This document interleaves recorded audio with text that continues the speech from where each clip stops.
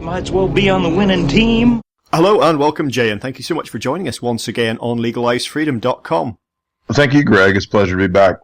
Okay, Jay, today we're doing part 3 of our little interview series discussing your book, Esoteric Hollywood, Sex, Cults, and Symbols in Film. And of course, we've been getting into a lot of other related things that you didn't necessarily cover in the book. I do recommend that people hop back and listen to the first 2 installments, which the links to which can be found on the web page for this particular section. So with that in mind, we're going to go straight in to continue our chat. All the preamble stuff about your book, etc., can be found either in one of the other interviews or at the end of this one.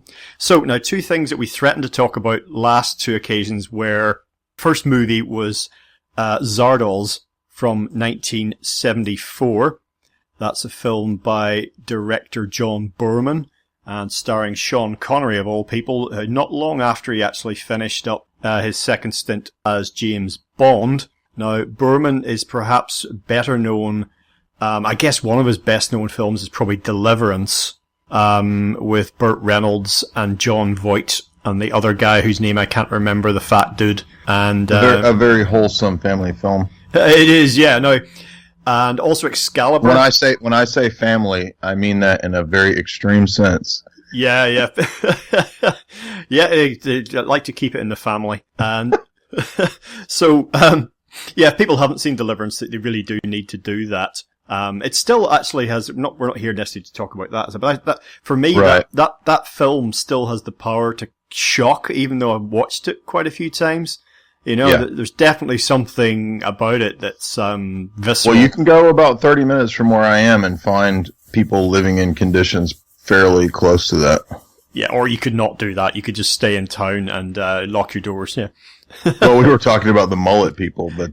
yeah, we were talking... First episode, and yeah, it gets worse than just the mullets. I mean, the South has a lot of great points to it, but there really are still some of those, very destitute backwoods types people. Yeah, wrong turn type stuff.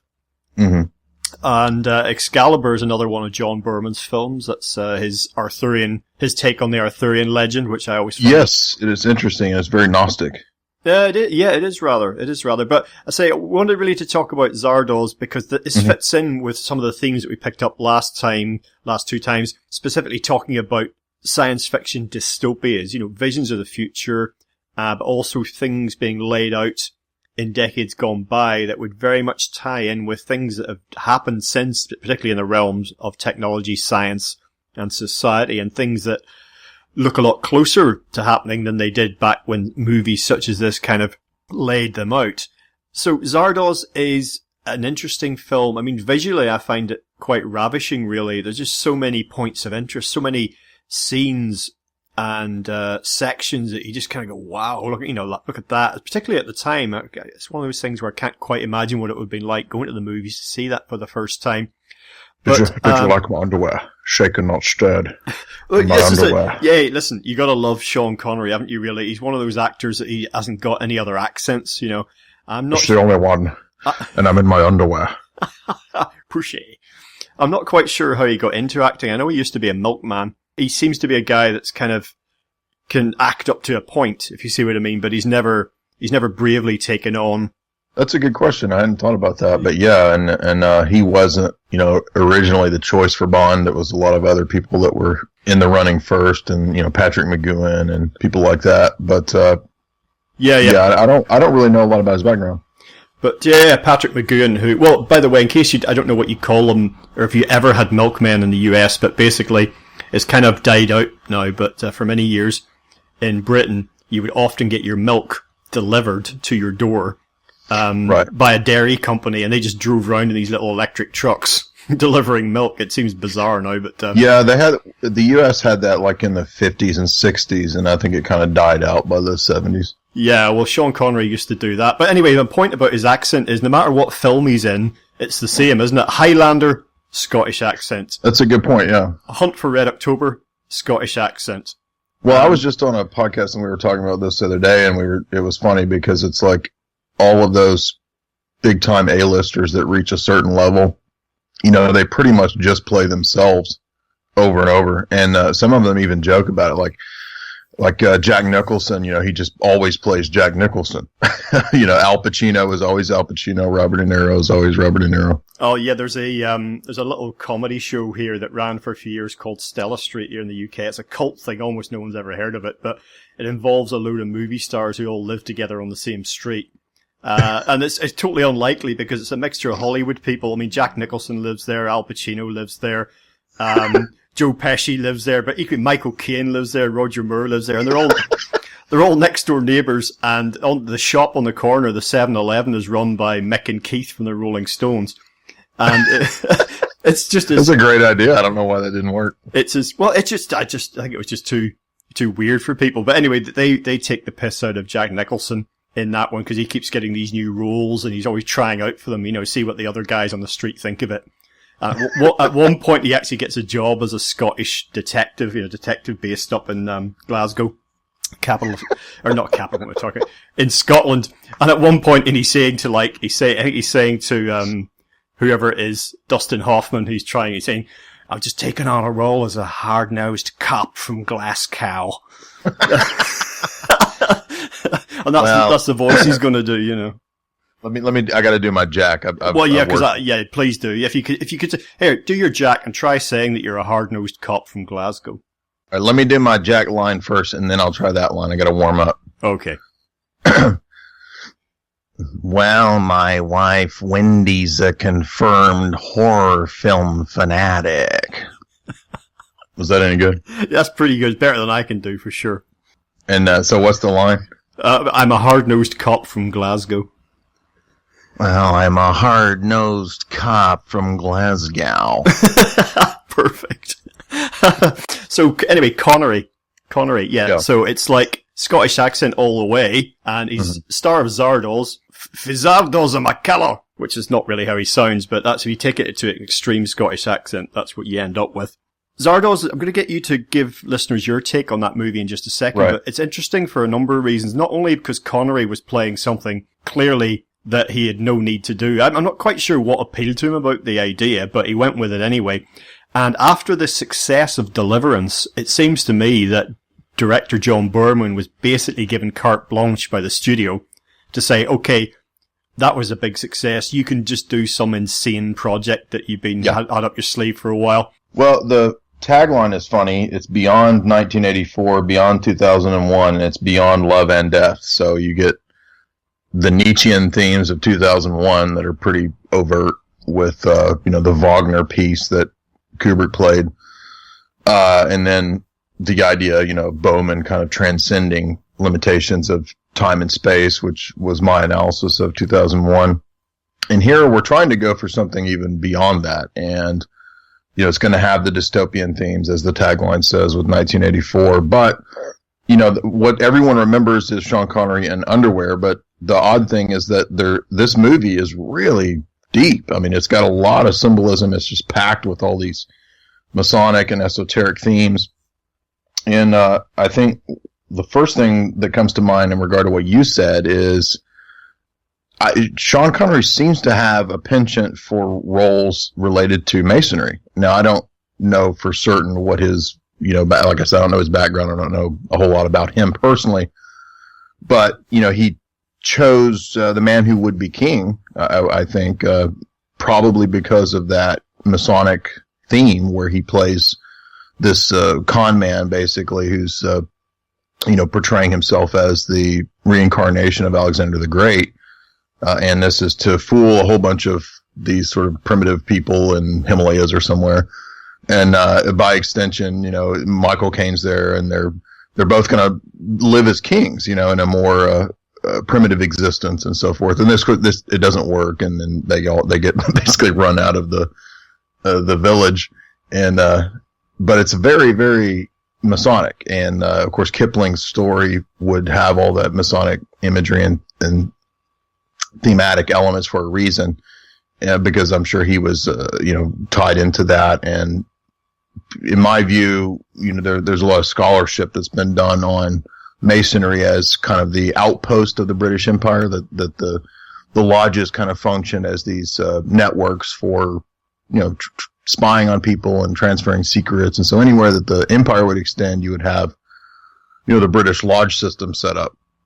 So that's kind of what I think is in the movie, Man Who Would Be King. And so you'll see Connery a lot of times taking those kinds of roles, and he's very much in a Masonic role here. There's a memorable image from the movie where he finds that magic ring. It's kind of like a futuristic ring version of the iWatch, where he can, have access to basically the internet is what he's accessing here in the movie. But it displays this image of an eye on his head, this all-seeing eye on his third eye. So, again, this movie is replete with all this kind of stuff. But what we have is a future dystopia with these roving bands of tribes we see at the beginning, and it's very bizarre. As you said, they talk about their guns as if they're phallic.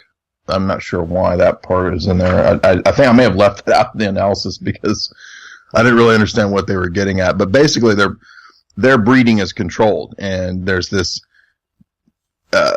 immortal class of persons who flies around in these giant heads, and they present themselves as gods. And so Zed, the Sean Connery character, sort of figures out that this is a scam, and he kills one of the quote immortals and then rides back to the compound or the Elysian fields where these immortals live in this very apathetic, very blasé existence where they don't care about anything, and everything is because they don't have any pain or sorrow or that they have every pleasure at their fingertips.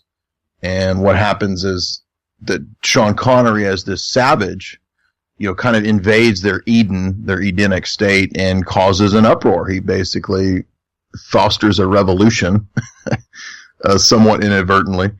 And, you would think with a typical kind of dystopian film that it would be, they cause the revolution and they overthrow the dystopian rulers, and then, the good guys are in power. But that's not where this film goes. It goes into a very bizarre direction. And then what you learn, I'm going to go ahead and spoil it if you haven't seen the movie, is that the name of the film is based on the fact that he rediscovers books, because the elite in this movie have hoarded all the knowledge. They have basically a giant pyramid that's a big AI system that allows them not just to control their environment in a kind of super smart city, they can also reincarnate or resurrect.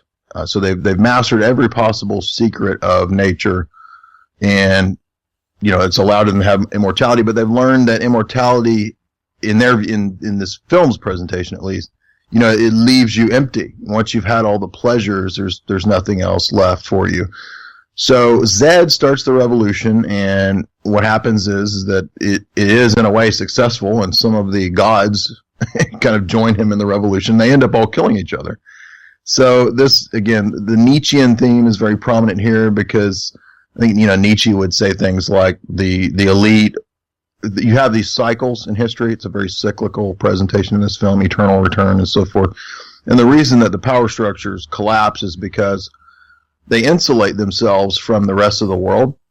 We've all heard this about elites throughout history with, Chinese emperors, couldn't walk on the ground. They would have people carry them around on poles and stilts, and they would bind the women's feet because women weren't supposed to walk around. The elite, women weren't supposed to walk. All this weird stuff that they come up with. And what happens is when you get really insular like that, and there's all this incest and inbreeding, like amongst the British elite, you end up detached. And Nietzsche argues that detachment from the real world actually ends up being the destruction of the elite, which is an interesting thesis.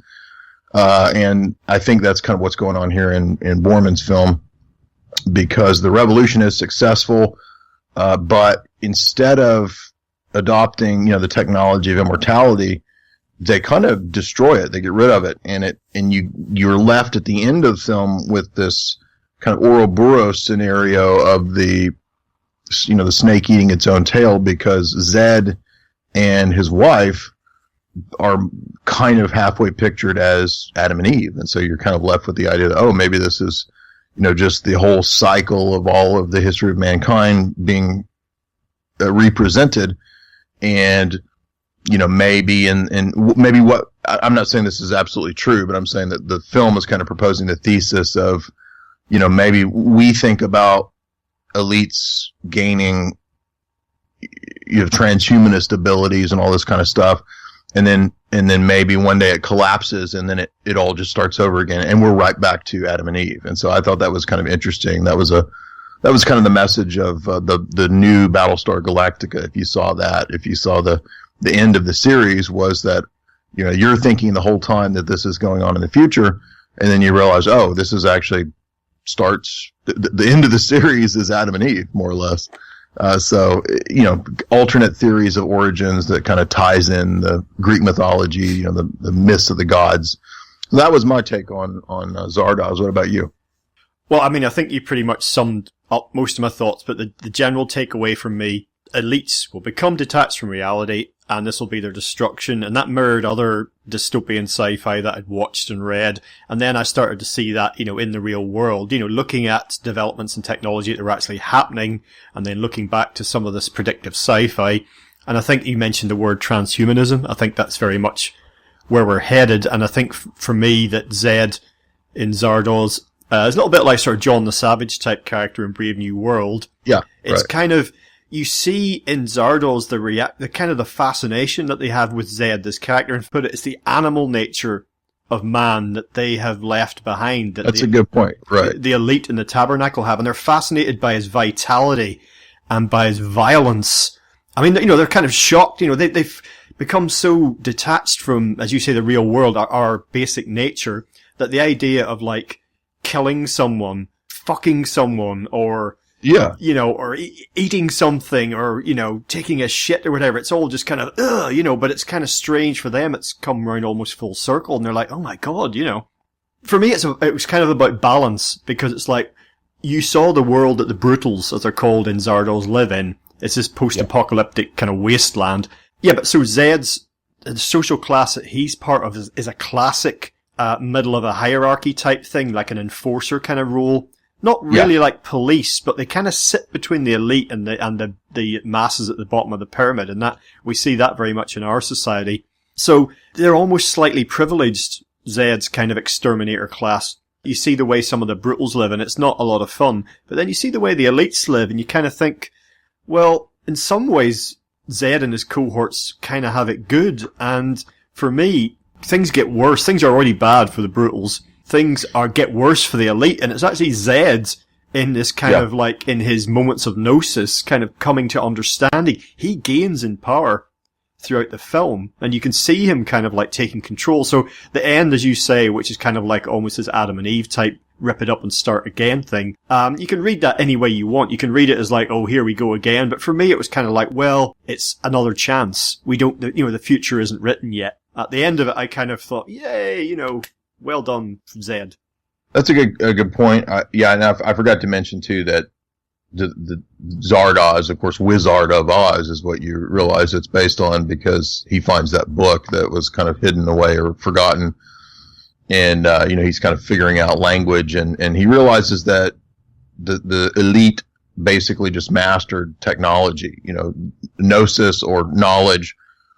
That's why they're flying around in heads, because where's the source of knowledge? It's the head.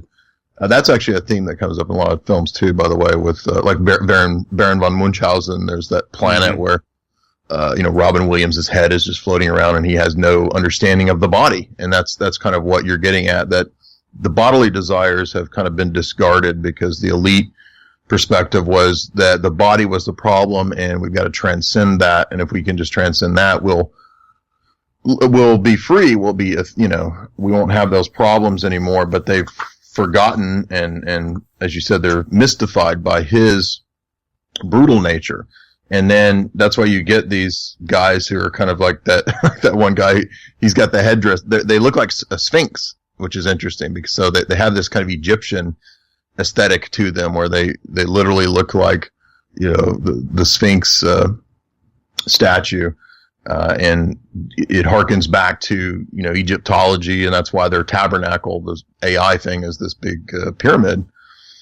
And the irony, as you said, is that I think part of it is showing that class warfare doesn't really get you what you want, because it's all predicated on the idea of, if I can rise up in the ranks, if I can overthrow the people above me, if I could just have access to what they've got, then I'll be happy. And then what you find out is that every time if you've got $1 million and then you attain $1 billion, you basically just inherit a whole other level of problems.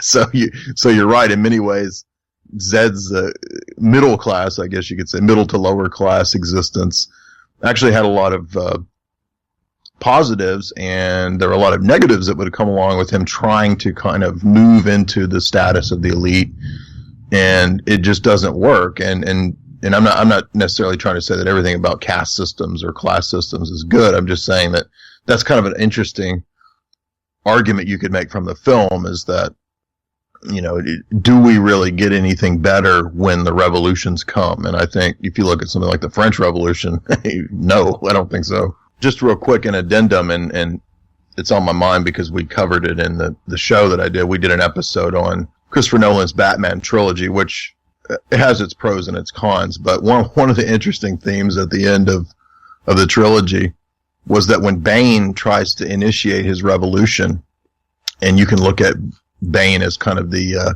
anarcho-syndicalist character, the nightmare that arises out of the Far East. We don't understand this guy. And he's got a thing on his face that makes him talk very weird. And he institutes his revolution, and it ends up worse. And then you have this imagery with Cillian Murphy sitting atop this giant stack of books, and he's basically deciding who loses their head and who doesn't.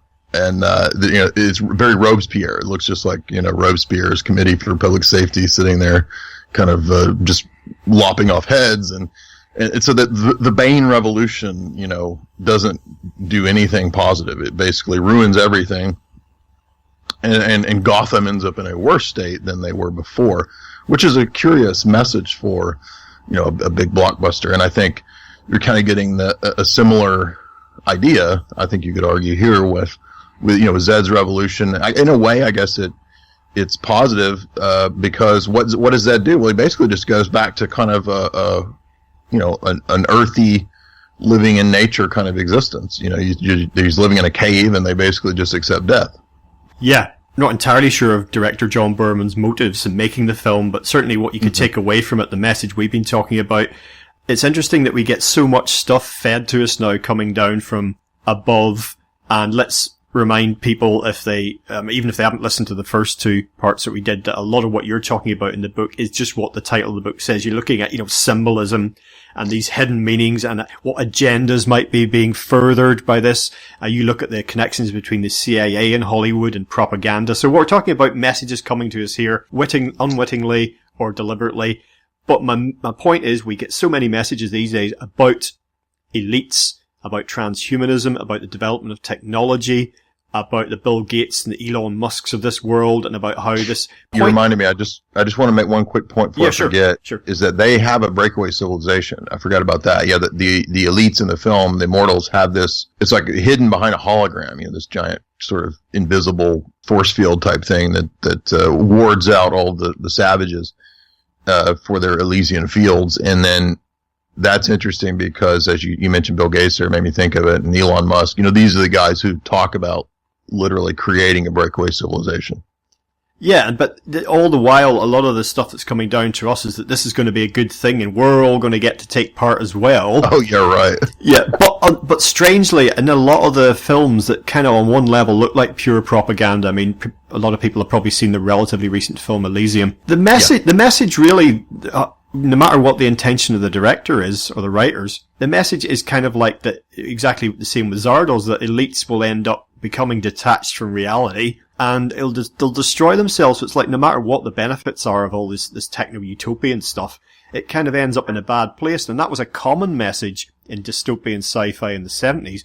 But even today, when they try and spin something that we're always, oh yes, I can't wait to dump my body, and I can't wait to, like, my brain is, in a jar of pickling vinegar or whatever, I just want to, I want to live for 1,000 years, 10,000 years, why not, these stories, the films, the books, whatever it happens to be, they end up kind of giving the same message, which ultimately is negative. But yet and all, the barrage of this stuff continues apace, doesn't it really? Because whether it's TED Talks or whether it's endless propaganda about saving the environment or whatever it happens to be, through all these, like all the latest technology, driverless cars, on and on and on. This is incessant, but it never seems to, the propaganda never seems to, at a deep level anyway, completely satisfy people or completely do away with their concerns. And I think that, as you saw in Zardoz, there's a visceral animal part of our nature that we never completely lose touch with. And I think we do so at our peril, because, like, you and I are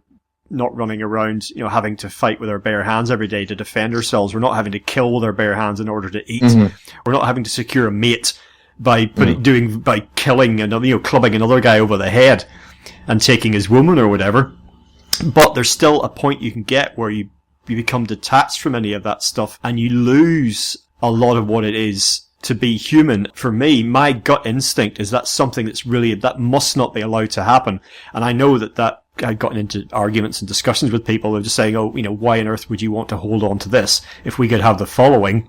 And maybe I'll be proven wrong, but something in me, the transhumanist agenda taken as a whole, just generically what it basically is about, to me, this must be resisted with every fiber of my being. That's my instinct.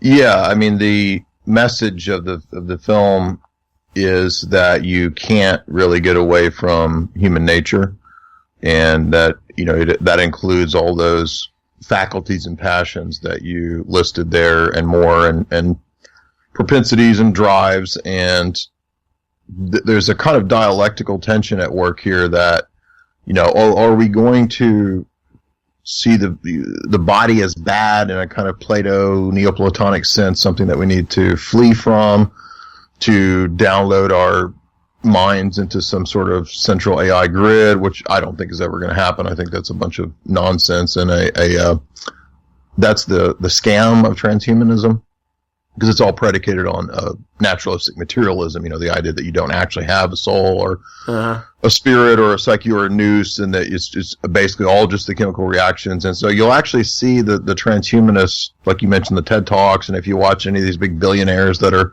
into transhumanism, and some of them are actually transgenders, and they try to, I'm not joking, they try to create these bots that they think are copies of their lovers. I forget the name of this one. It's like there's like a black woman bot that this transgender billionaire has tried to create, and the argument is that, it actually is my black woman lover because it has her voice and she has recorded a lot of her life and memories, and so therefore it's her.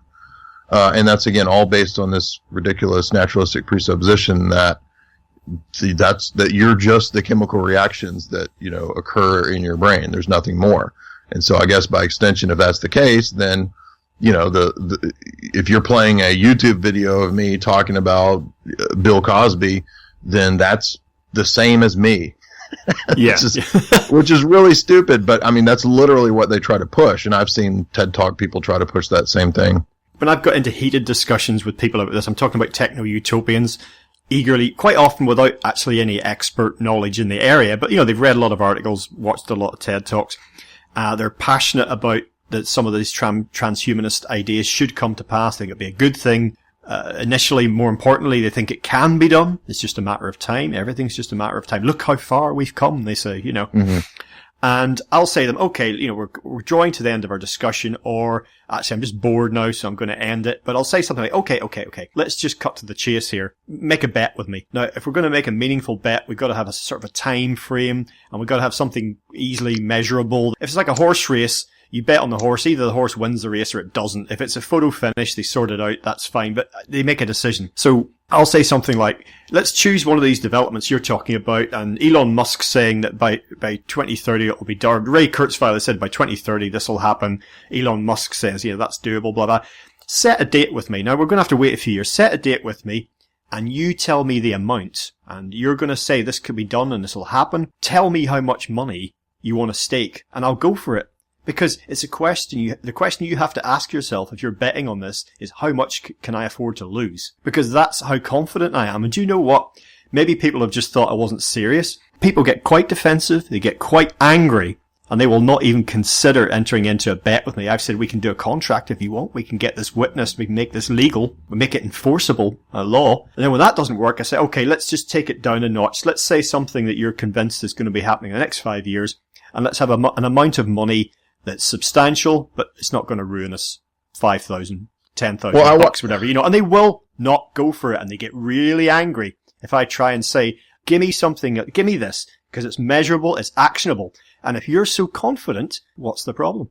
Exactly. Yeah, no, I mean, I don't think we have to be a Luddite or a total transhumanist. That's a false dichotomy. I think if you look at the last few Bilderberg meetings and, the heads of Google and people from Apple and what they're talking about is coming, they really want to push the body mod and modifications and all that kind of stuff in terms of the tech realm.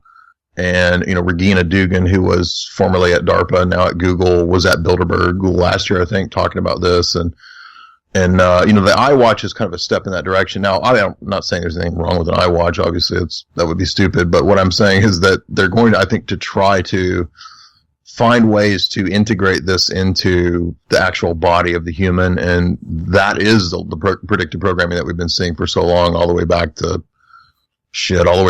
probably Logan's Run. I mean, there's that scene where he kind of is sitting in that chair and they're doing some kind of like mind control thing on him. And then, you think about the Matrix and jacking in, and I just saw Ghost in the Shell recently, and that has the same theme. Actually, that came out before the Matrix in its cartoon form.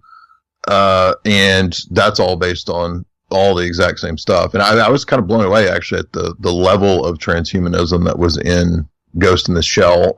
Wasn't as successful, I don't think, as they hoped it would be. But when you watch that movie, and again, it's a mediocre movie, but Scarlett Johansson really has this penchant, I guess, for these transhumanist movies like Lucy, where she's, turned into some sort of cyborg goddess of some kind. But it's a scam, because here's a funny thing. Even Ray Kurzweil, I heard him do a talk where he was saying, actually a lot of people who think about transhumanism or these, like the idea of downloading your mind to a computer, he's like, that might happen one day, millennia away.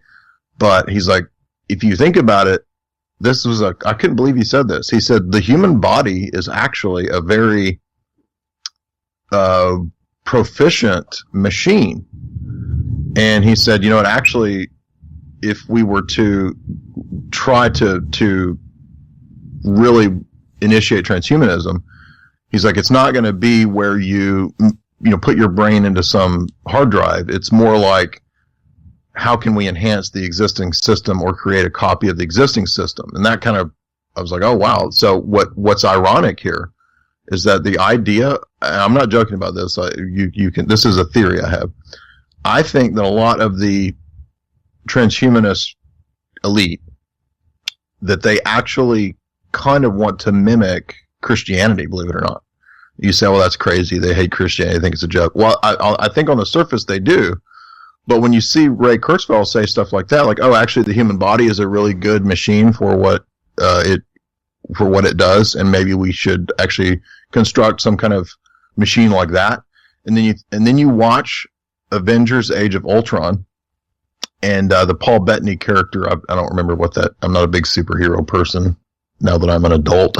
It's all the guys in America are like still into, comic book shit when they're like 40. It's kind of ridiculous. But that Paul Bettany character is some kind of, I forget his name, like the Mystery, I think is his name, or something stupid like that. But he is, a resurrected kind of body. It's like he is the transhumanist character in the film. And he's like, he's got a body that has all these capabilities beyond, whatever the former human body had or whatever. And that's actually what Ray Kurzweil says. He's like, yeah, we need to just fix the existing system and turn it into something. He's like, because look, if you think about it, the human mind is constructed such that it has a focus on one thing at one time. Like, if I'm looking at a Mad magazine cover right now in my living room. Like, I'm not looking at the backyard at the same time. And he's making the argument that you can only really focus on one thing at one time. He's like, so there's not really a way for the human person, simply because it is a finite subject, to have like 10 different vantage points. We're not going to have a bug eye that allows us to see, like a fly does, like a Jeff Goldblum in The Fly or something, where he can see, 20 different, or 1,000, however many eyes bugs have, 1,000 different vantage points or whatever. He's like, that's very extremely complex, and it would be very difficult to, rewire the human brain to try to incorporate something even as simple as, the different vantage points that a bug has, something like that. So, and when you think about that, and you think, oh yeah, actually, that makes a lot of sense. And so, if there was going to be some kind of transhumanism, that they're probably going to try to shoot for something along the lines of a mimicked version of Christianity, believe it or not, where you have a resurrection. And if you read the Gospel of John, I'm not saying this is true. I'm saying I could see how they would look at it this way. Like, oh, you see Jesus at the end of the Gospel of John, and he's in his same body, but it's resurrected. It's not bound by time and space. It's not mortal. It has all these properties and characteristics that it's able to do things that it wasn't doing before the resurrection. Now, obviously, again, I'm not saying they believe in Christianity. I just wonder if they don't have like a kind of a covert Gnostic alteration of, hey, why don't we take the mythology of Christianity and maybe turn it into, like a technological version, and, something like out of Avengers Age of Ultron. I mean, that's kind of wacky. I'm out there speculating, but. You mentioned Logan's Run there, and we're going to turn to talk about that, but just before I move on there, you also mentioned Luddites earlier on, and how that's a false dichotomy between being a Luddite and being some kind of Techno Utopian transhumanist. And this is a theme that comes up some dystopian sci-fi. The transhumanists run the risk of a backlash. A backlash that actually, superficially, the likes of you and I might say, well, saw that coming, you had that coming, you deserve it, but these things quite often go too far, don't they? They overshoot. Yeah. One quick point that reminded me too, I meant to say earlier, was these are the people who are total lying psychopaths. I mean, look at all of the false flags, look at all of the scams, psyops that they do constantly. How on earth do you think that they're going to tell you the truth when it comes to techno utopianism? They're lying. Yeah, exactly. And my worry is not that I worry very much, but my concern, I guess, would be that, we could get into a situation at some point down the line where, and we've seen this locally, but, on a more global scale, this would be some kind of backlash that actually everybody will suffer from, no matter what their point of view. And you and I might be sitting, if we live that long, observing this and going, oh man, this is not good. It could have negative effects for us simply because it's a reaction that turns into an overreaction, I guess, to the imposition of this technocratic so-called utopia on the rest of us. I'm thinking one of the most striking stories in amongst the driverless cars kind of crashing themselves was people, I think it was in San Francisco. I don't know if there's one incident. I think it's probably multiple incidents, but people on the streets wearing Google Glass being attacked because they were wearing Google Glass. The attackers, I don't remember, I didn't read any stories in detail, but there was some kind of motivation. These were not random attacks. And I suspect... Yes, I do remember that. That's a good point. I think there's something probably quite visceral in that you may even talk to some of the people who undertook these attacks, and they might not even really necessarily be able to articulate a very clear reason why they did what they did. I mean, I am, grasping at straws here. No. Do you remember Surrogates, the Bruce Willis movie? I haven't seen it, but I know what it's about, yeah. Yeah, well, there's that very thing what you're talking about, because it's a near future thing, and you basically, the plot is that you live in this little, or you spend your days in this kind of pod or something where you're just kind of laying in the pod, and your surrogate, which is like this copy version of you, goes out and does its daily activities, which is an interesting idea. But in the movie, there's a giant backlash of protests and activists and people who are opposing transhumanism. That's literally what's going on in the movie. So you may be, I think you're onto something there, that, yeah, we might have a kind of societal breakdown where the, people try to initiate a Butlerian jihad, like in the Dune novels. Yeah, and funny enough, I was suddenly reminded of a line popped into my head. They made themselves God, and now God has forsaken us. And I thought, that's John Boorman. And then I realized it's actually an Excalibur. Oh, interesting. And good eye there. Yeah, it's the peasants, basically. Not using that as a derogatory term, but it's the people who live on cabbage soup and work the land. It's a tough existence for them in the Dark Ages. And they're lashing out against the Grail Knights, who they've seen have become aloof and detached from reality, and they're an elite living up there in Camelot in their shiny armour and their round table and their shiny swords, and they're living in their own little, metal and tech. Yeah, basically they've got high tech compared to the rest of them. And I just remember one of they undergo their downfall before their ultimate recovery. That's one of the peasants lashes out. I think it's at Lancelot, just talking about the Grail Knights, that they made themselves God, and now God has forsaken us. Society, the whole world for them has just got a whole lot darker as a result of what they see as the mishandling, as the evil science of the Grail Knights. Well, just look at these social justice warrior slugs that can't do anything, which is like the younger generations. I mean, compared to my dad and granddad, I can't do any of the shit they could do. Like they could. My dad could build a car from scratch. He did that one time, and he's built houses and all kinds of, manly endeavors.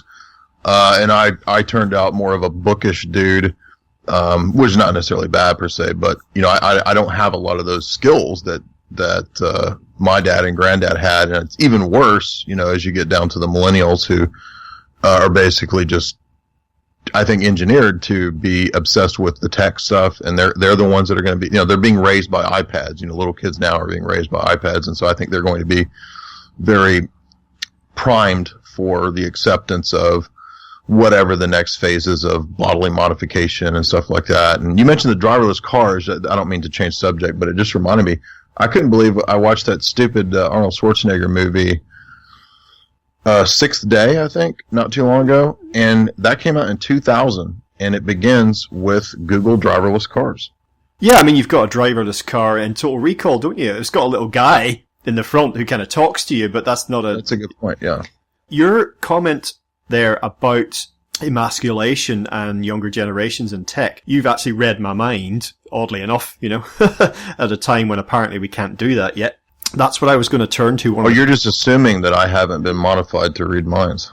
I am assuming that, silly me. Yeah. You're just assuming that I'm not a DARPA Black Op project. Yeah, actually send me your bank details. I owe you $10,000. Sorry about that. I'll get that transferred over immediately. But, that's a theme that I really want to turn to. But we did say we get to Logan's Run, and this is replete with, motifs and the sort of themes we've been talking about. And then you actually deal with it in your book, section, Our Technocratic Dystopia Unveiled. Now, Logan's Run's quite well-known film, is from 1976, and as we've mentioned before, this was really sort of halcyon days of dystopian sci-fi in many ways. We had Rollerball, which we talked about in a previous installment, Soylent Green, THX 1138, which is George Lucas' first film developed from a project he first did when he was a film student. A lesser-known film starring Oliver Reed called ZPG, or Zero Population Growth. Zero Population, yeah. I've seen that. Exactly. And Logan's Run set in the 23rd century, where pleasure rules in a synthetic society. That was the byline. And it's got a lot in common, actually. The later film called The Island with Ewan McGregor was very similar in many ways. So now, Logan's Run was a feast for you to get your teeth into, really, in writing. Not least the population control, which I suppose is a central theme, but it's a smart city as well, isn't it? So Exactly. Just cherry pick a few of your favourite aspects of Logan's run then, and just set those out. Well, you know what's weird about a lot of the dystopian stories is that it's almost like they all have 2 or 3 elements that are likely to be true that the other stories don't have.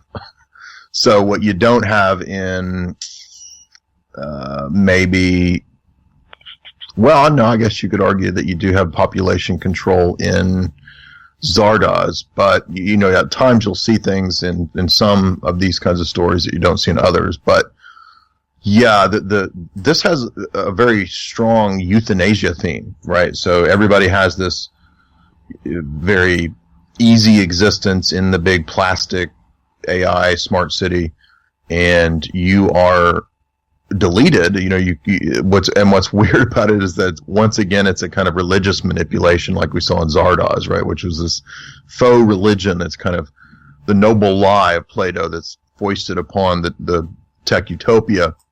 And then when you reach a certain age, what was it, 30 or 33, you're incinerated. But they've turned it into this happy floating ritual where you kind of dance around and float away, and you float into the furnace or something. And which is funny because again, this is very Platonic. It's very much the idea that, you know, Plato said, oh, well, the ideal republic, which all the utopias are all based on the ideal republic of Plato. Well, they've got to have the noble lie, fake religion, because, you know, you're never going to have all of the society being philosopher kings. And, you know, the philosopher king understands that men have to be governed, and you got to have the rigid hierarchy, and you got to have you got to lie to the masses because, you know, they're just too stupid, and you got to keep their population under control, like the Wildlife Authority, you know, controls the deer population here in Tennessee, for example, because there'll be too many of them.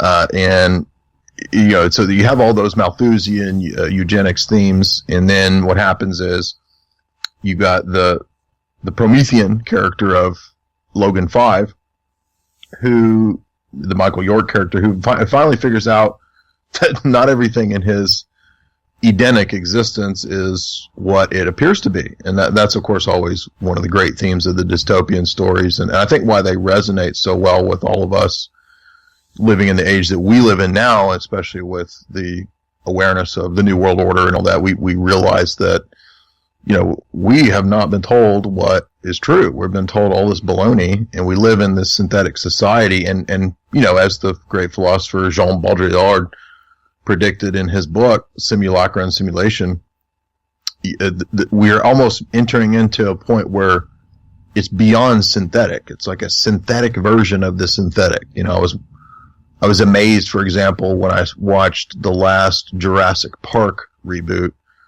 and there were so many, I did analysis of that, and one of the things that stood out that was very bizarre was that you have people in a synthetic environment watching synthetic people, or synthetic dinosaurs, in a control, like a large part of that movie is in the control room of Jurassic Park, and the people are watching synthetic images on their screens of synthetic things in this synthetic park. And then it gets even more meta because we're in the movie theater watching all of this syntheticness. Now, I may have mentioned that before, but that just always blows my mind when the synthetic topic comes up, and I think about how, like, these gamers, right? Like these very popular YouTube channels of gamers who sit there, people are watching people play a video game, and that just blows my mind. And then, you know, there are some channels where it's like people watching a video game going. I mean, it's just like madness. But so we're getting into these kind of infinite removals, you know, of meta synthetic dystopia here in our reality that I don't even think these people could have come up with. But, and again, all of that's kind of hinted at here in Logan's run. Another interesting element is governing the people in the dystopia through their base desires, right? Hedonism rules. You have like these. You basically go home and you tell the computer what you want, and the computer produces like a holodeck on Star Trek or something like that. Like you get the synthetic babe or whatever. And like you said, yeah, it's very much like The Island. I think Michael Bay and all, he kind of blended a whole bunch of the dystopias together. They're not. I mean, I actually think The Island is a decent movie. If you go back and watch it, it's not as bad as you would think coming from Michael Bay. But yeah, it is kind of like just a cut and paste of all the dystopias. So there's all this. I guess we should mention the symbolism too of like the lotus. So there's this giant lotus crystal, which is this, Buddhist Hindu imagery. And in those traditions, interestingly, that it references the heart and the passion. So the lotus is a reference to the flower of life, which if we think about like sacred geometry and Pythagoreanism and Platonic mysticism, the flower of life signifies the ecosphere, the biosphere as a whole. And this gets into the Platonic solids and how in Pythagoreanism everything is kind of built upon itself up into, second, third, fourth dimension reality. And the reason I say that is that, again, we're back to Platonism, and that's I think, direct, conscious referencing of all these Platonic ideas. And you say, well, Platonism isn't Buddhism. Actually, there's a lot of similarities between ancient Hindu ideas and Buddhist ideas and Platonism, and people have written many books on that. I cite one of those books in my analysis. And really what we're just talking about is sacred geometry here. And that is mastering the secrets of sacred geometry. This is what Plato talks about in the Republic. That's how you construct the utopia, literally. Now, I'm not saying it's a real utopia. I'm just saying that that's how it's viewed in the mystic texts, is that you master these things. Plato says that the philosopher king has to go off for like 20 years and study math. Like you go for 20 years and you study geometry and math, master all that, and then you got to come back and master the art of ruling men. And that's the true philosopher king, right? So it's not just, meditating on a mountain. For Plato, it's a little more pragmatic. You got to actually come back and use that gnosis and wisdom that you supposedly have attained to rule the city-state. And that's everything that we're seeing here in Logan's Run. And there's also Crowleyan elements too. I think you got this kind of new aeon where death has been accepted as this kind of necessary part of existence and of the regime. The regime just has to kill people, supposedly because, we got to keep balance in the population for the ecosphere and all this kind of stuff inside the bubble dome city, which, by the way, is very Disney. You look at the kind of silly little models and artwork that was used for the movie, and it looks almost exactly like Epcot. And you say, well, what's the connection there? And we may have mentioned this on the first talk, I can't remember, but it's come up a few times. The Pentagon was directly involved with big corporations like the Siemens Corporation in designing Epcot, and it was called the City of Tomorrow. So believe it or not, Epcot Center in Disney, I'm not joking, this is 100% true. That was predictive programming, planning, conditioning people to accept the coming smart cities. They knew back then there would be smart cities, there would be all of this reorganization, under the kind of Agenda 21 model of cities and a new cities initiative and all this kind of stuff. Target cities. I'm not joking about that, by the way. Yeah, you mentioned that before. That's hilarious. Yeah, it's all real. The Clinton initiative is very closely connected to the Target Cities initiative. You can't make this stuff up. I'm not joking. Well, I mean, you look at the Zeitgeist movement specifically. Oh yeah, it's a great example. Yeah, I mean, you look at their city drawings and a lot of their plans, which are kind of like the sort of thing that you see in artist's impression when there's a new development going up somewhere, but it's not ready yet. So rather than put the blueprints up, which is really boring and nobody can understand them, an artist does an impression of what the finished building or development will look like. Up it goes. So these are in that sort of style. Zeitgeist's movements, their kind of vision of future cities. And what's that? That just looks like something of a set from Logan's Run. Exactly. Or any of these other dystopian sci-fi. Or, I remember looking at, rewatching, Clockwork Orange. and just going, oh, it's the zeitgeist streets and plazas and stuff, except that, here we have so-called real life. Here we have the ugliness of the animal kicking its jackboot into all of this. Where does this kind of resolution come? It's when some of the characters reconnect with nature, outside of the domed city. That's very much a theme in THX 1138. Oh, yeah. They finally get above ground and reconnect with nature. That's great. This is the Allegory of the Cave theme that is constant in dystopian stories. So THX, total Allegory of the Cave, where they emerge and they see the sun, right? They've never seen a sunset or sunrise, whatever it is. With the James Robert Duvall character comes out and he sees the sun. And then, there's another movie that's actually a pretty good kids movie, believe it or not, with Saoirse Ronan and Bill Murray, called City of Ember. And it's a very well done dystopian movie for kids. And in that film, they're all underground. It's a future dystopia, and I don't think I'm spoiling it for anybody by saying that, the end of the film is that the whole civilization was based on a lie. And Saoirse Ronan and whoever the male lead guy was, they exit the city. And what the irony in that one was that Bill Murray plays a great sort of dissolute, corrupted president of the civilization, or whatever he is. The mayor, that's what he is. He's the mayor. And he doesn't even remember the real story. So he actually believes the bullshit. And that's the irony of sometimes of the dystopias, is that, maybe in the earliest days in these fictional presentations, we have the idea that, the leaders, thought, it's going to be for the best if we create a giant lie for the civilization.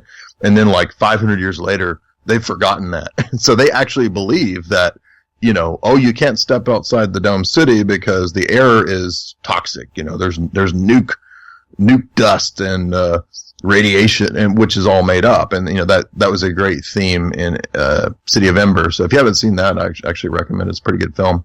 But it has that. Sorry, I cut across you there. I didn't mean to do that, but that's okay. They have that. It has that Platonic Allegory of the Cave theme. Which again, it's always present in these dystopian stories, and consciously. I mean, that just proves my thesis that it's all really goes back to Pledge Republic.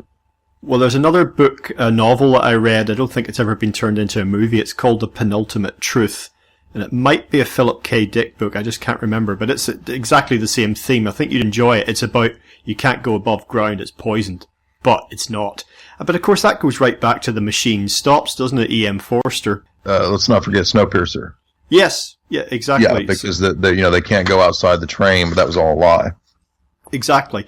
But the whole, all this kind of reconnecting with nature, but also the animal nature of man, I use the term advisedly in this, emancipated age, kind of sticking its oar in, jutting phallically, kind of thrusting into the situation and kind of ruining everything for the technocrats. I mean, you see that in a way in Blade Runner, don't you? A classic dystopian film, because not necessarily in a good way, but you've got, the central character's like a heavy drinker to the point of being an alcoholic.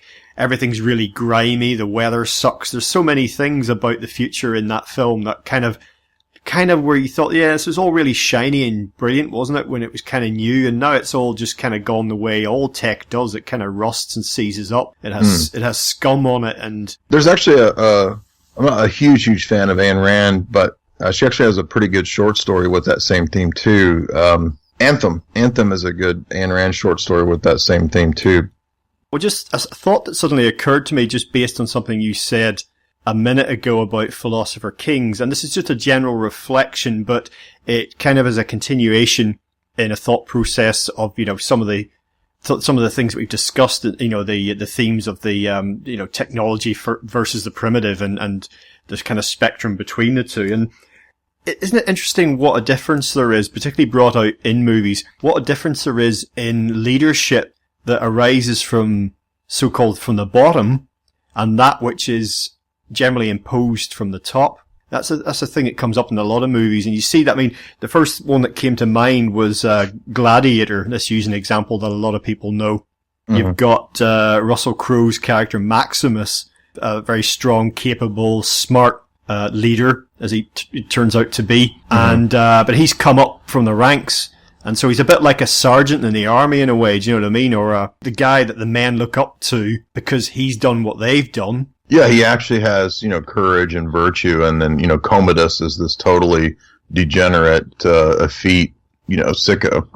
Yeah, absolutely. And this is what the thought first occurred to me when we were talking about Sean Connery playing Zed in Zardoz, the role that he has and how he's, yes, he's taken on the role of an exterminator, but it doesn't, he's a man of character, a few words in that movie, but you can kind of respect him, if you see what I mean, whereas you've just got nothing but contempt for these poor wretches, contempt and pity. And in the army, I suppose you get the guys, I don't know what it's like in the US Army, but in the British Army, you get the guys that go to Sandringham or wherever it is, to officer school, and they've never been in the rank and file, never been in the infantry, and their combat experience may be very limited, a bit like the guy in Aliens. Do you remember the guy, the military guy who's like parachuted in? Yes, that's operation. A great point. Yeah, and then the Hudson and Hicks and all those guys are seasoned, and they can't stand that guy being over them because he has no experience. And when does that guy, the characters again can't remember his name as such, but you've got that slimy cretin from the company who obviously gets stamped out like the cockroach that he is. Burke, yeah. But when the military guy who has been parachuted in to like take control, so to speak, when do we begin to kind of see something coming through that looks like courage? It's when he's up against it, but it shows that he kind of has that within him when he sacrifices himself with the girl, the female soldier, and he's kind of only in that human situation, when he's forced to actually act, does he find really some kind of courage. Whereas Burke is just, as a slime ball from beginning to end. So, Ripley, I really thought better of you. I thought better for you, Ripley. We could be wealthy here, Ripley.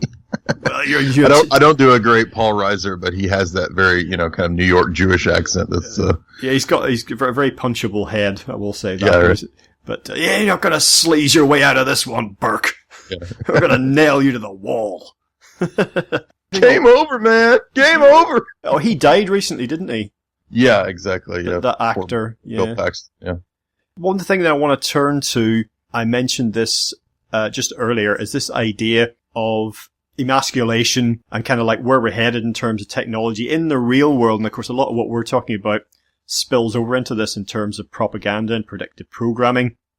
Sometimes, and I'm reading quite a lot about this at the minute, the effect that this technology is having on younger people, but also older generation as well. I mean, people of our age, people who are old enough to be our parents, maybe the people who are our parents. And it's, the digital natives versus digital immigrants, I think the word is, that you and I are probably to some extent digital immigrants because we probably have always known personal computers, but we haven't always known smartphones and the internet and everything else.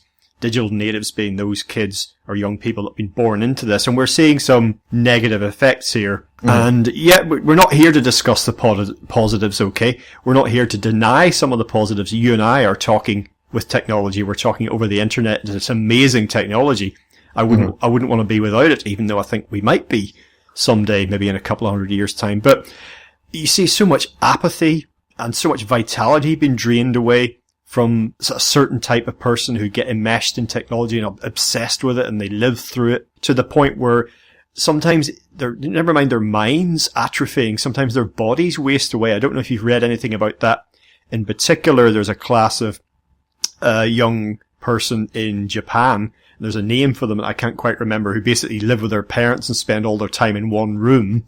And I read a story recently about a number of kids who have died as a result of going on 3, 4, 5 day gaming marathons during which they did not eat and did not sleep. And this passion, this sense of purpose, drive, fire, desire, these things that seem to historically have driven us on as a species, good and ill, but anything that we've achieved that you can look back and say, wow, it's been that. I'm also reading a lot of articles in general about, the first ones I read were along the lines of what's happening to men. where are they? It's this young woman just sort of saying, they got these, like, gaming, slack-jawed, to coin a phrase, pencil-necked slugs. Is this the next generation? Are these our future husbands and fathers? But then I also start to read these sorts of things now about young women, and why would the effects really be any different? They just affect, the different genders somewhat differently because the genders are different, but it's the same basic phenomenon. Well, yeah, here in the U.S., like, if you scroll through, like, the dating websites, if somebody's single, you're looking through these profiles, and what you tend to see, you can learn a lot from that, by the way, of the culture. You'll see all of these girls now that are obsessed with weightlifting. I'm not joking. This is a huge trend. And not just being fit, or toned, which, that's fine with me, but actually wanting to get buff. Literally, like, really stout buff. You've got girls going into UFC fighting, you've got women.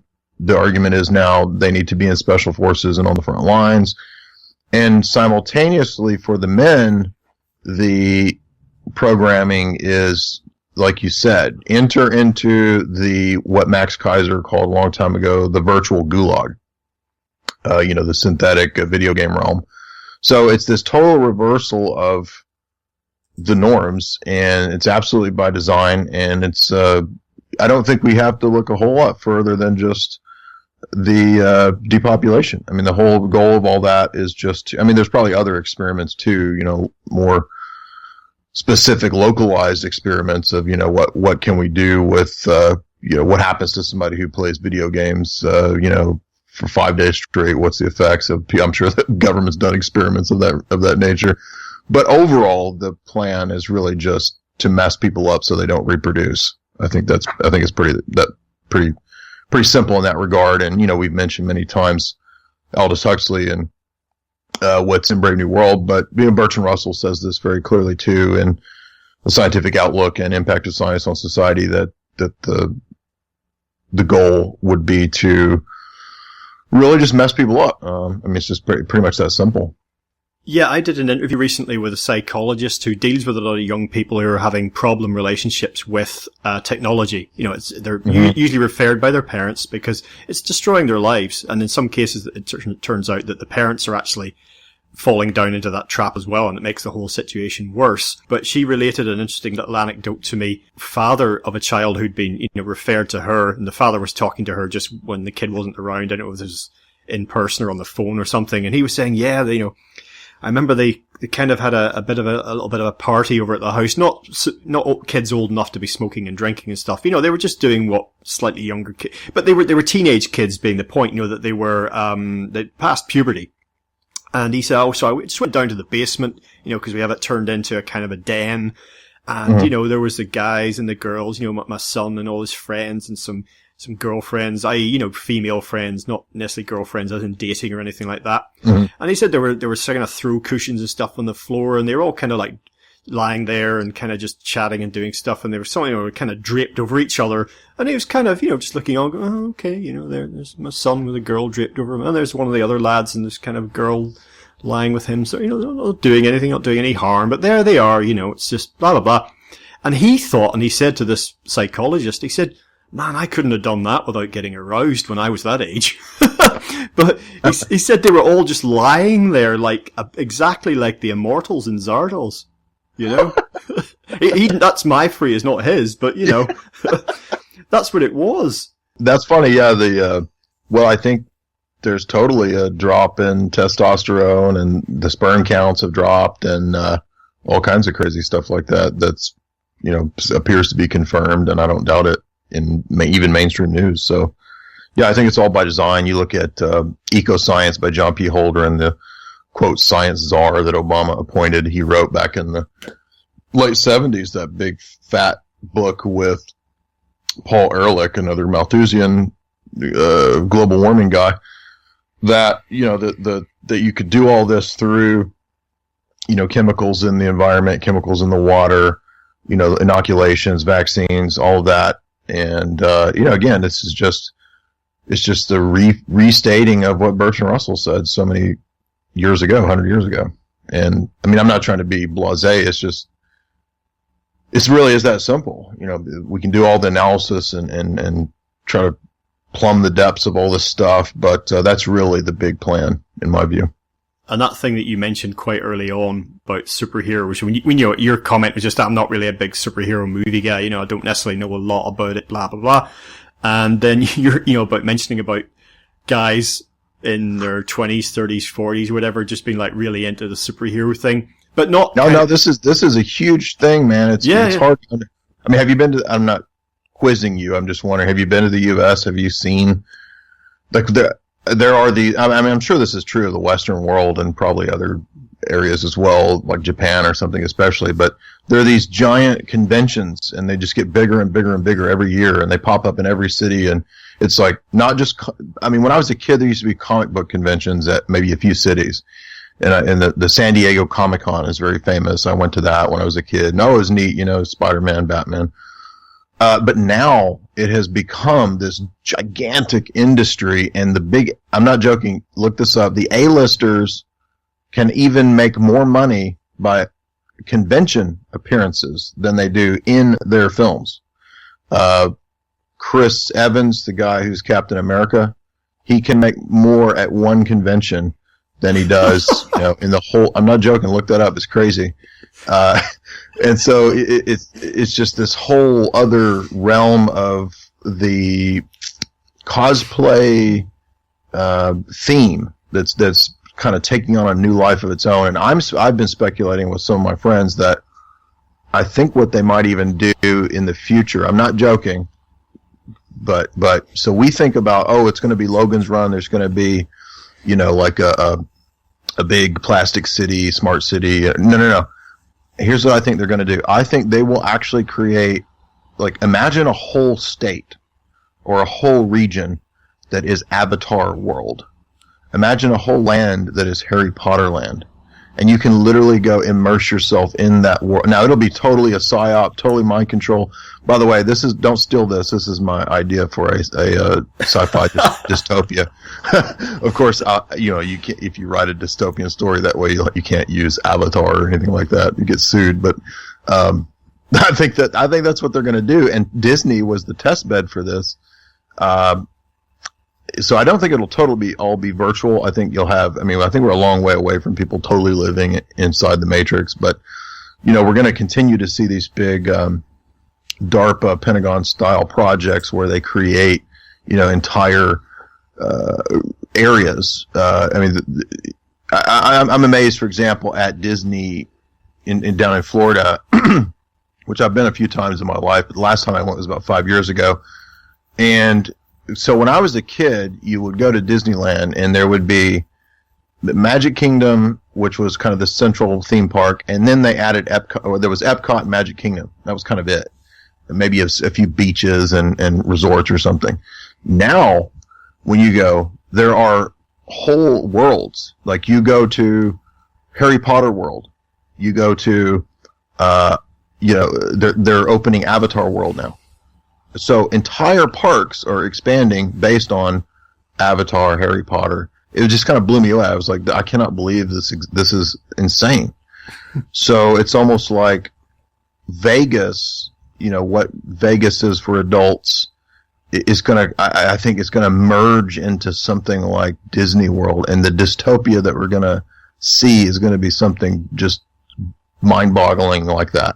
But I've got nothing against the superhero concept. I used to read, not very much, but I used to read Marvel annuals when I was a kid, but I kind of preferred some of the lesser known superheroes. Like, there was one guy that was made of stone, and there was another guy that was like Iceman or whatever. He used to Silver Surfer. I don't remember what the hell it was, but some of the lesser known, of the pantheon were interesting to me. But when you get guys that are like your age or my age, and they're kind of like on a weekend, kind of kissing their kids and their wife, and then say, I don't know if there is such a man as Astro Man, but they're kind of putting on a fucking cape and going off for the weekend. I am Astro Man! And it's kind of, this is becoming people's identities, and that's because they've lost their traditional heritage and identities, and so they're deracinated, and they're just kind of floating.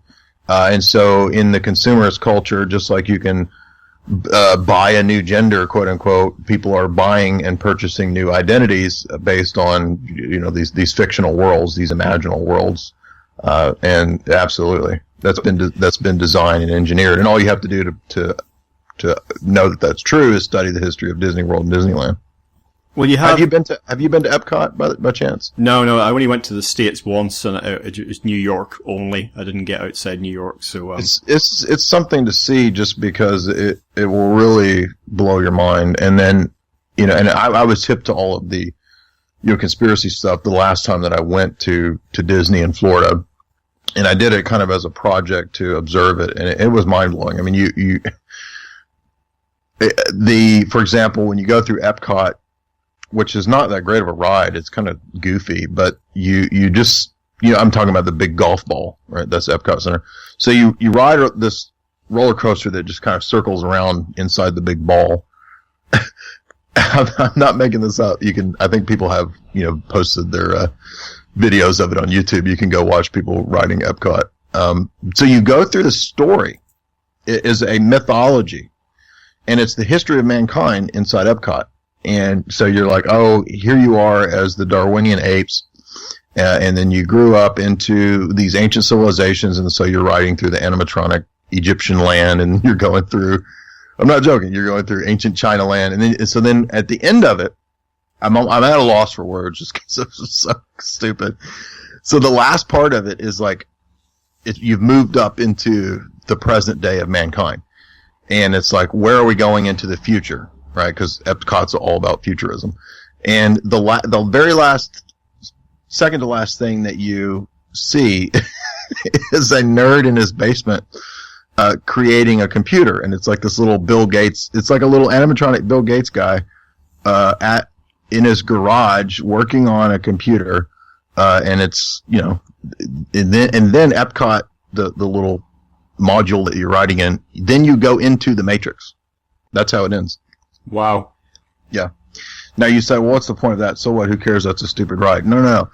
Epcot is an indoctrination center. The whole thing is the entire project. It's all 100% created by the Pentagon. That's why Walt Disney was doing all of that propaganda.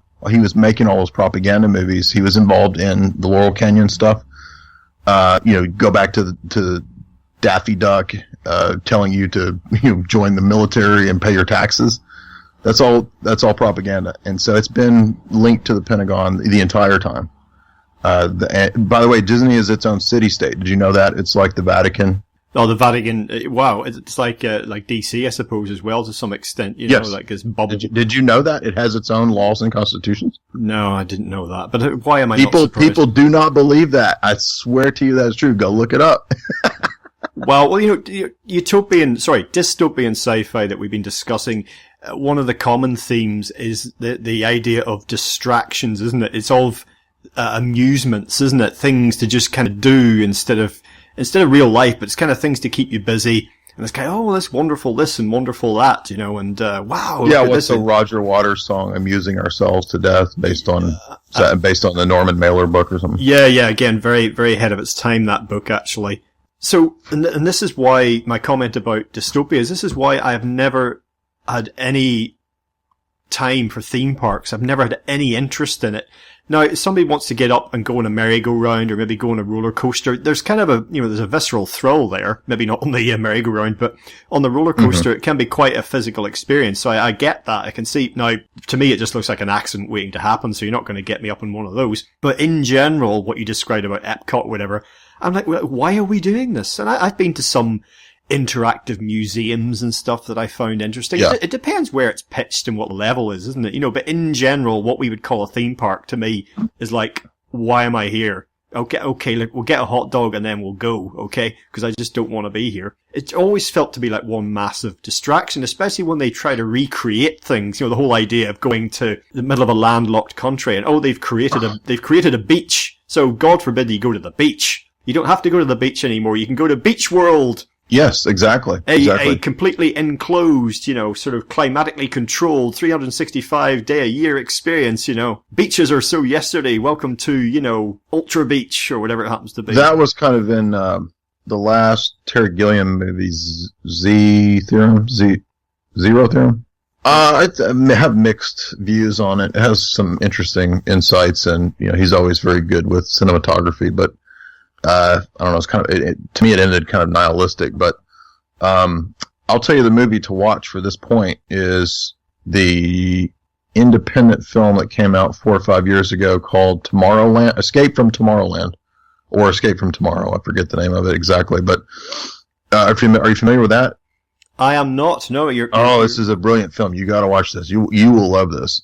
So it's all shot in black and white, and the selling point, marketing point, which there's no way this could be true, but the marketing point was that supposedly the filmmakers snuck into Disney and filmed the entire thing in the theme park without Disney knowing. Now, there's no way that that's true because the Disney has the whole theme park is a smart city under surveillance. So there's you have to scan biometrics to get in.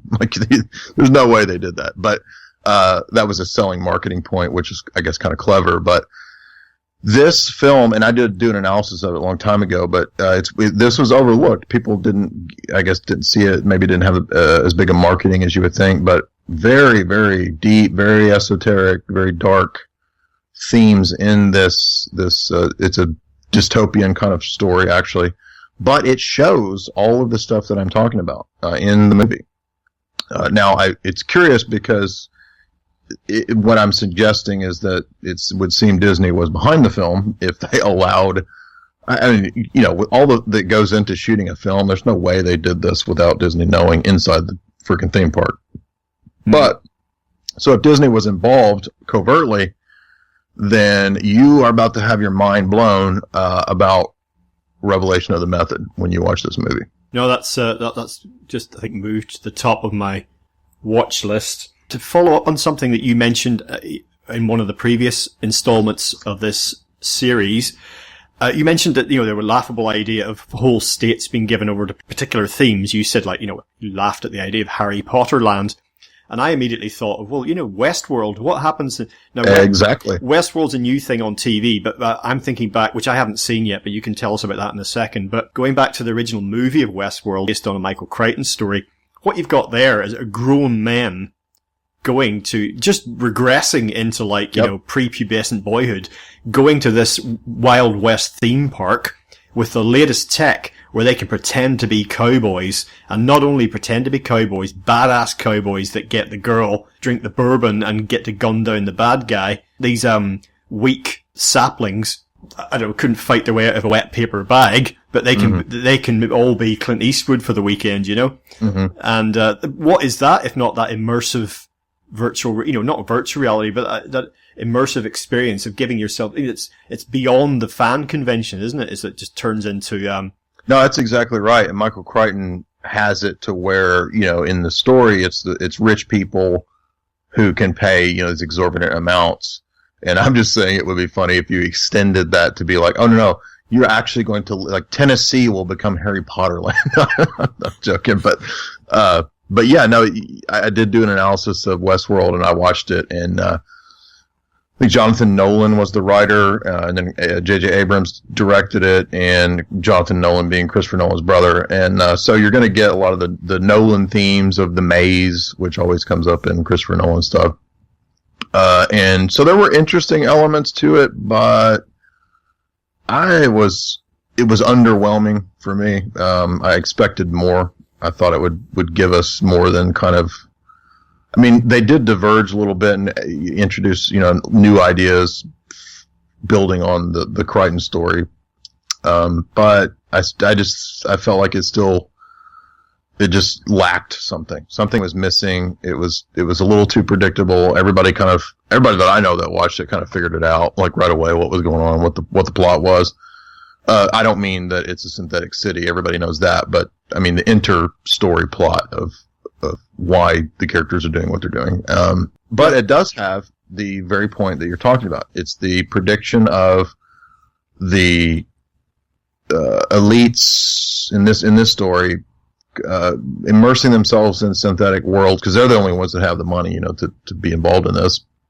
And then the synthetic world kind of breaks out of its encasement, and that's what we're kind of left with is where are we going to go next season? Are the bots actually going to take over the world? This kind of stuff. further to what we were talking about, this theme of emasculation in general, and I say this is not just affecting men, it's affecting all human beings, to some extent, particularly those who are like losing themselves in it, losing their bodies and their minds. Is there any link, or I wonder, between this demonization, on the one hand, the holding up with this superhero character, but on the other hand, a demonization of manhood or womanhood in the real world? It's almost like, yeah, you get a screen superhero, but you can't be a superhero. You can't, as a father, or as a husband, or as a wife or mother or grandmother or son, or, you can't attain that in your real life. You've got to be pathetic and weak and the rest of it, and be told what to do and, to go along, to get along. And is there any connection between that? And then you look at people like Bill Gates, and now look, again, I'm not saying that everybody's got to be a particular type of individual in body or in mind, but for the purposes of our discussion, I'm just looking at parallels. And you look at someone like that who's physically deeply unimpressive, and then you think of Wizard of Oz and the story there and what's revealed to us in the end, behind the curtain. And then you think of someone like David Rockefeller, for example, who I think he recently bought it, didn't he? And that sort of like, what a decrepit old demon. I mean, what could a man aspire to be anything less? If you see what I mean. And so I'm just wondering about interesting parallels there about the messages that were handed about what it is to be a man, what it is to be a woman, regardless of your sexuality, and the future, Yeah, well, there were very strong feminist themes in Westworld this go around, and that's not my interpretation. That's pretty obvious, and other critics that were writing on it were championing the feminist themes. So basically, there's not really any good male characters in the film. Maybe the black guy who's the Arnold character. I forget the actor's name, but I guess you could argue he's kind of a good guy, but then you realize that he's not a guy. So a little bit of a spoiler there, but the message there, of course, is another one of the themes that we've seen throughout many of these transhumanist films, is that the bots are humanized and the humans are roboticized. So humans are robotic; they're totally driven by evil. Oh, but don't worry, because there's a bright future of the bots, and they are compassionate and strong and virtuous, and all these selling points, basically, of transhumanism that you see in movies like AI, where the Haley Joel Osment character has the empathy and the humane characteristics, and then the humans in that movie are, for the most part, all shitheads, totally. And that's by design too. I think that's all part of the inversion, really, is what this is all about, that we've been talking about with, the Bertrand Russell's quotes and whatnot. So yes, I think you're onto something there with the idea of, I think you're right. So what I said earlier, you could argue that women are being masculinized, men are being feminized in the real world. But as long as a big portion of your time and attention and focus and energy is directed to the synthetic world, then the elites are happy. I think that's the main point. We could discuss this all day, really, but as we begin to bring things for a close this time round, to what extent, this is a theme that came out in your book also, do you think that kind of a coming to the surface of a lot of these themes and people coming to an understanding of some of what they're being presented with and how that's working, there seem to be two divergent trends. One is people kind of waking up to some of these ideas that we're talking about, and other people getting further and further lost in this kind of like matrix. So how do you read that situation? What do you feel negative about? What do you feel positive about? Well, the positive side is, I said for a long time, I think precisely, yes, the establishment, the system might master technology, and we can think about it like the Death Star, but it's kind of like the rebellion in Star Wars consistently says to the Empire, I think Darth Vader even says, don't put too much trust in this technological terror that you've created, because humanity and the world, the universe, is more than matter and techne. There's spirit which I think has precedence over those things. And so, yes, even though they might master mind control and these different tactics, the good takeaway from Logan's Run and from Zardoz is that the elite systems usually collapse in on themselves. And you can see that in all the attempts throughout history at trying to create these unrealistic utopias, is that they eventually collapse. And so, yeah, you might have to go through a period of the dystopia, the dark period, but they don't work because of the fact that they're self-destructive. And so anytime you get these systems that turn on humanity itself, and the problem for the elite is that they too are humans, it's a self-destructive cancer, and cancer eats away at all of them. They might put all these, they might attack all of us with this stuff, but you can't totally immunize yourself from it. And that's what we saw the elites trying to do in both Zardoz and Logan's Run to an extent, but it doesn't work. So I think that because it's built on a faulty anthropology and a faulty worldview, ultimately it's not going to work. No, I think a lot of the Techno Utopianism is really, which you can put the Zeitgeist movement into that category.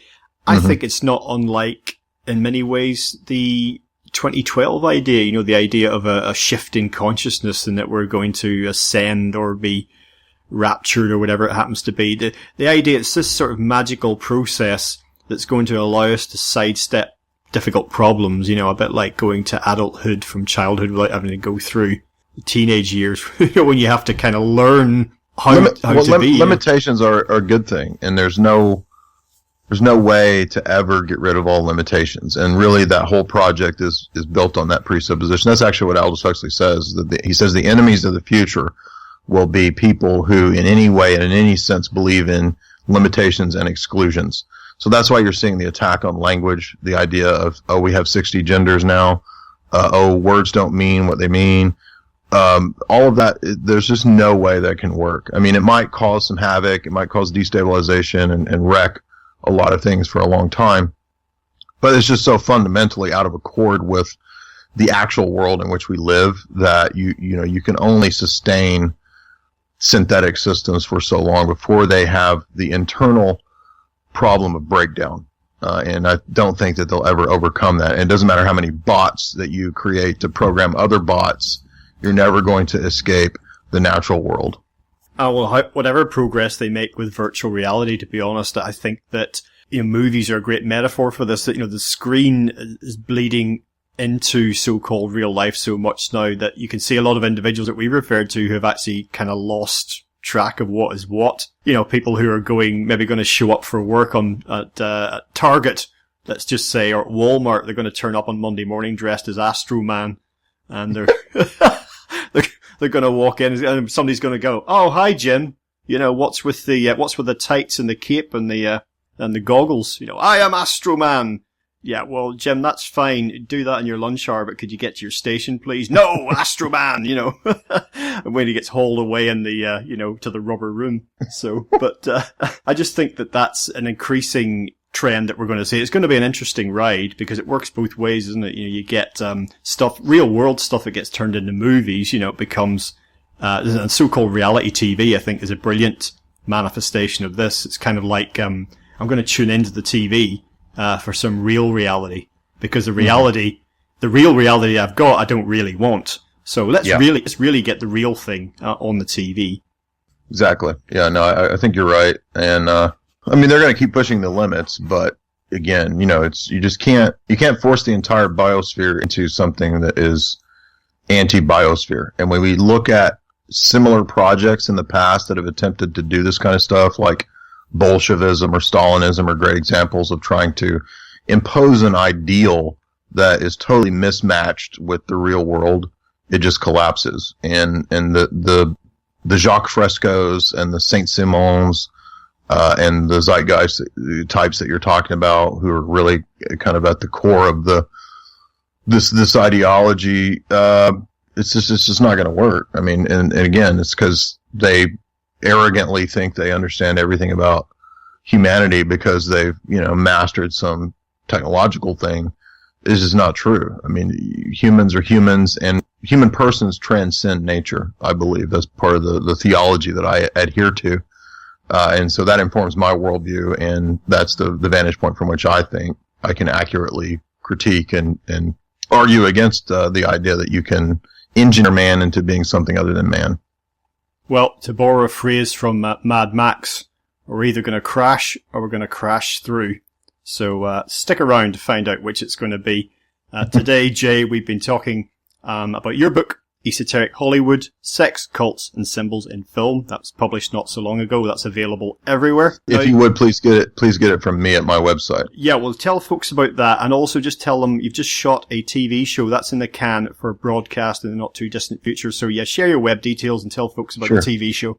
Yeah, so the book can be obtained from me, whether you're in the U.S. or actually anywhere in the world. I have a outside the U.S. PayPal that you can do too. And yeah, it's a little bit pricey, but it helps the author. You know, if you can get it directly from me, not through Amazon. Amazon undercuts authors pretty bad in their process, and that's why they offer it so cheap. But so you can get the book there, and I do sign the copies, and then you can also get access to my archives where I have a lot of interviews and talks and podcasts and lectures. The second half that you pay for, the first half's always free. And then, probably 1,000 or so posts and articles at the website, big, vast archive that you can dive into that's all free.